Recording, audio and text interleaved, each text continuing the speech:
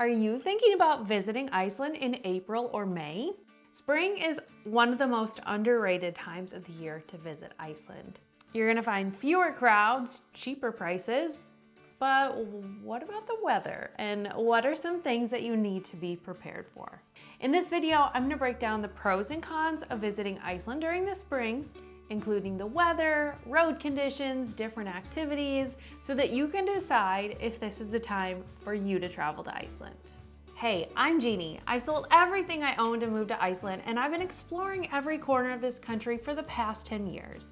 I've written guidebooks and itineraries that have hundreds of 5-star reviews, and my mission is to help you plan the best trip ever. Let's get into it. First up, let's talk weather.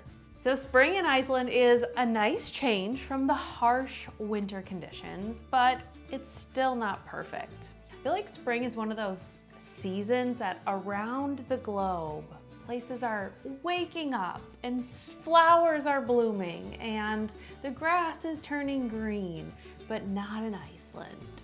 I'm kidding. The grass does get really green, but not until May. The temperatures don't start rising until the summer, and flowers can start to bloom in May, but here's the thing. Just don't have high hopes, okay?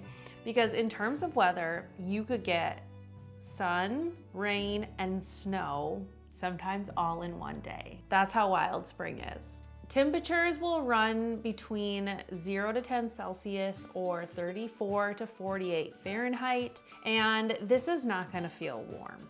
It's not, especially if you're coming from a place that has already started to warm up. Iceland in the spring is cold, the weather's unpredictable.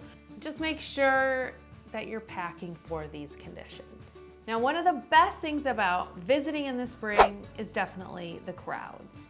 April and May are still considered shoulder season, so you are gonna see fewer tourists, especially around some of the popular locations, which is really nice. So places like the Golden Circle and the South Coast, they won't have as many people. You're gonna get better photo ops, but keep in mind, like I said, maybe till like end of May, you're not gonna get those lush green landscapes. So just be prepared for some brown grass, perhaps.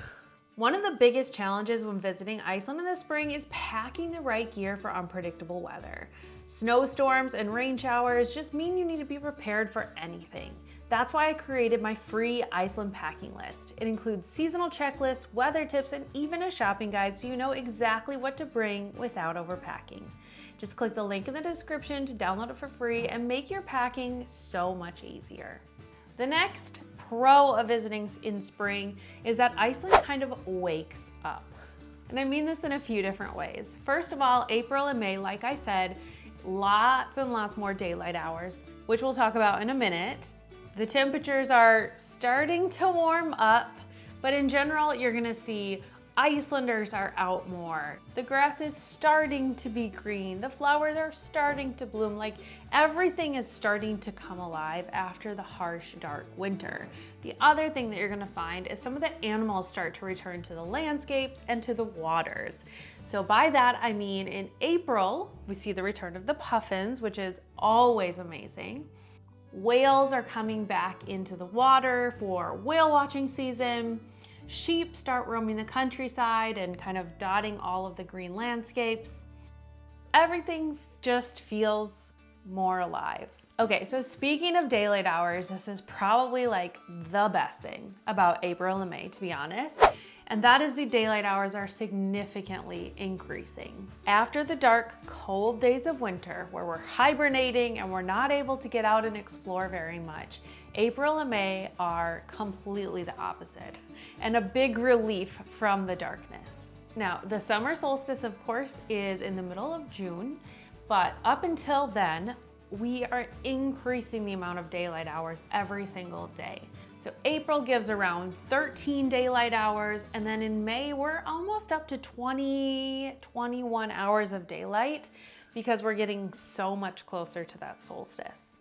So if you love the idea of fewer crowds and tons of daylight to explore, then you're gonna wanna consider coming in the spring.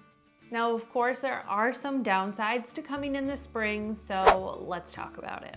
Like I said before, the weather can be super unpredictable. So this can be a downside for those people that are coming from a warm climate.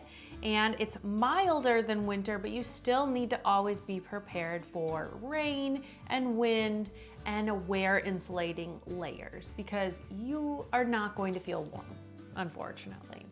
The other downside is that certain areas of the country might still be completely inaccessible. For example, the Highlands for sure are inaccessible in April and May.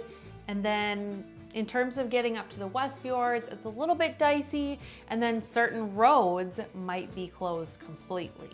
The other major downside to coming in spring is that you will not see the northern lights. There's simply too many daylight hours. It's just not getting dark enough in April and May to see the northern lights. So there you have it, the pros and cons of visiting Iceland in the spring. If you're okay with a little bit of unpredictability, then I think you're gonna really enjoy visiting during this time. And hopefully the long daylight hours make up for the lack of spring in the air.